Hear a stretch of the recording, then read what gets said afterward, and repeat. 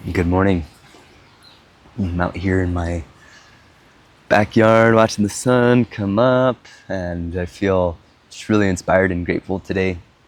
I want to make this video to talk about asana, and these videos are going to be part of a series that it's like morning talks. It's simple, right?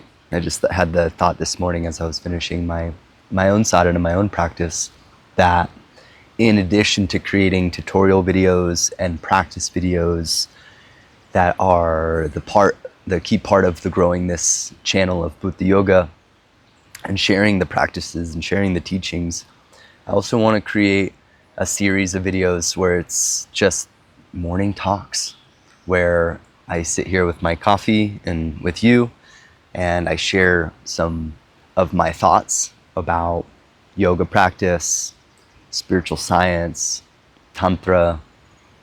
You can think of it like a podcast in a way, but it'll just be me here in the mountain with the sun rising, here in the river, and with you wherever you are in the world, listening and tuning in, with the intention that what I share and what I bring through in these talks, it'll just be kind of stream of consciousness.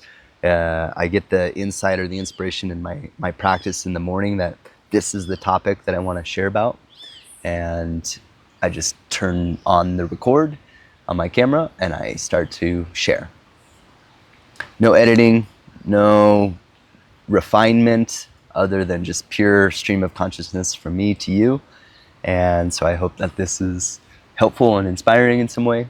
And thanks for tuning in. Thanks for joining me in this growing channel and this growing community. As a little personal share, some of you have been following me or have been with me for some time as students or practitioners or friends or all of the above.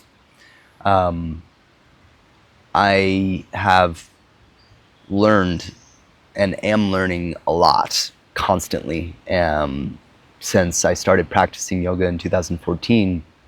It's really been a daily practice for me. And then I started teaching in 2015, and I started to really discover how little I knew.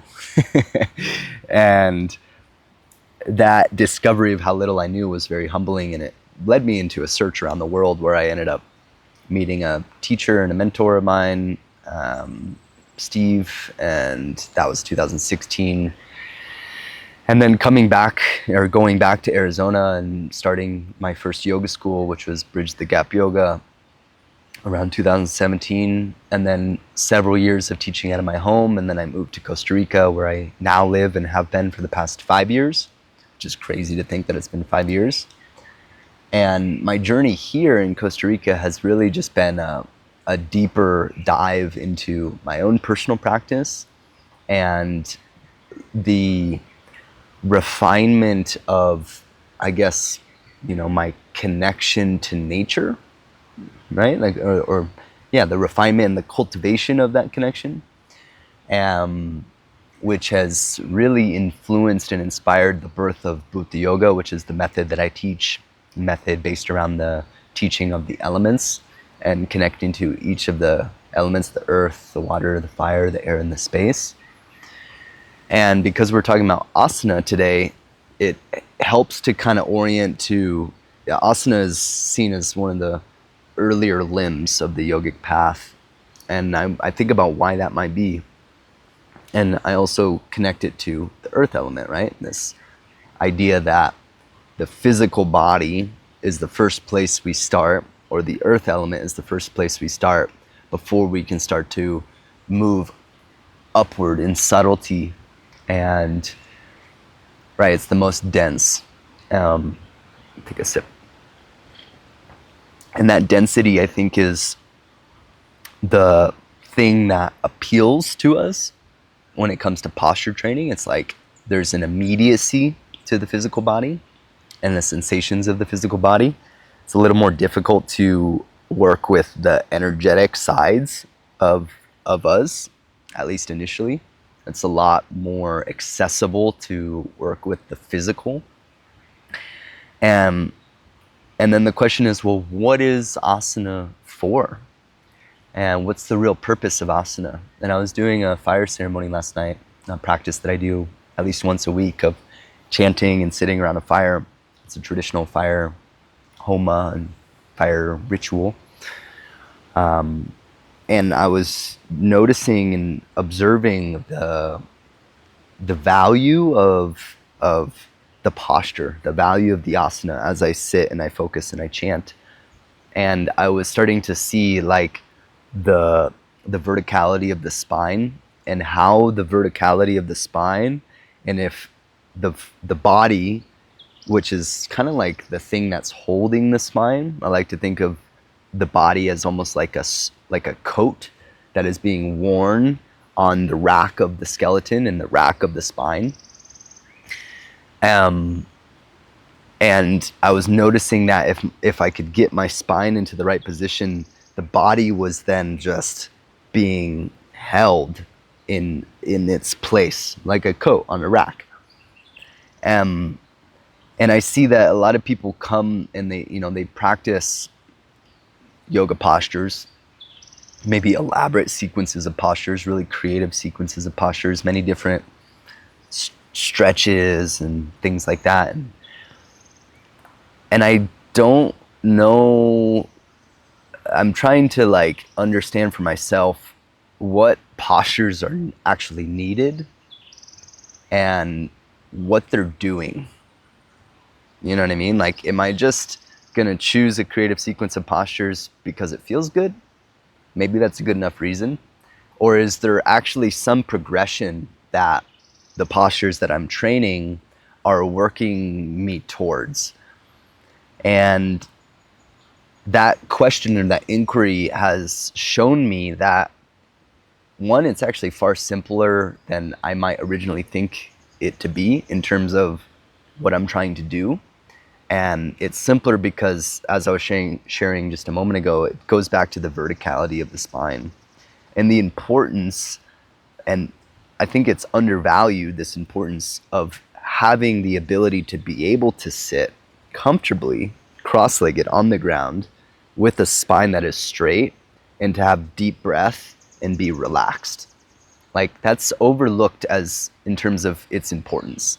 And I don't know why it's not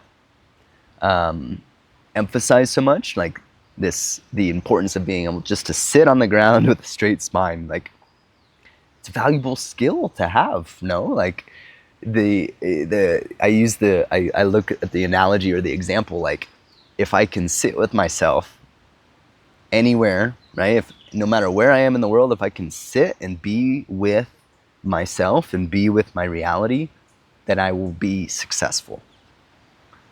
You know what I mean? Like, just think about that for a moment. If no matter where I am in the world, if I can sit and be with myself and be with my reality, I can bring myself to success, or I can arrive at success. That's pretty powerful. Like, developing the competency or the capacity just to sit and be with ... to sit and be with. Super important.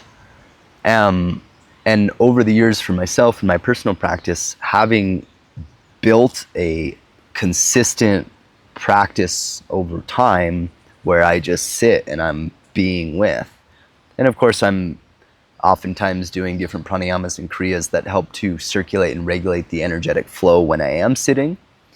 Because once I arrive at the seat and at the posture, I want to be able to sit and really focus and go in. You know what I mean? And the asanas and the pranayamas and the kriyas, those tools improve the capacity that one has to sit and be with. And I don't think that can be overlooked. It's like all of these different postures, they're ways of I don't like to use the word stretch because it kind of is it's inaccurate term, I think, to describe what's happening. But postures are ways to improve the circulation pathways through different limbs of the body, which correspond to different segments of the spinal column.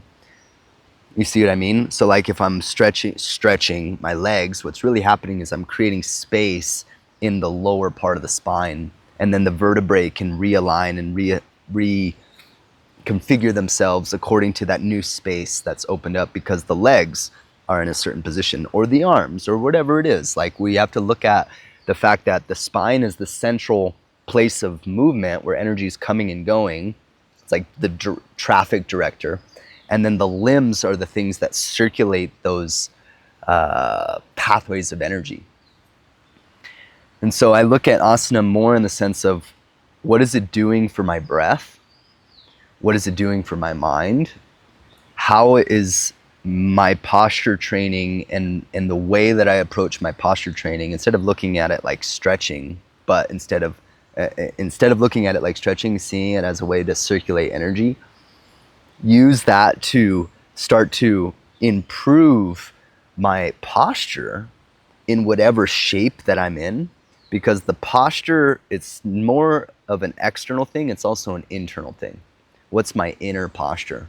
What's my inner attitude? What is my mindset as I am doing the posture or doing the practice that I'm doing? And I think that approaching it like that, or seeing it like that, is one way that, at least for me, I've been able to start to take simple practices or simple postures, simple vinyasas, and transform them into really powerful spiritual tools of alchemy and transformation. It's pretty cool. This path is very rewarding, very fulfilling, very interesting, very adventurous, and I want to share that, and I feel excited to share about those things with people like yourself who find it also inspiring and interesting. Because I think that this will be the last thing I'll say as a conclusion, and the sun's coming up. The last thing I'll say is that these practices have the ability to completely transform our life, to bring us everything that we're looking for. This is at least what I believe. And they just need a little bit of devotion, a little bit of curiosity, and a little bit of intention, and they will feed us, and they will feed our life.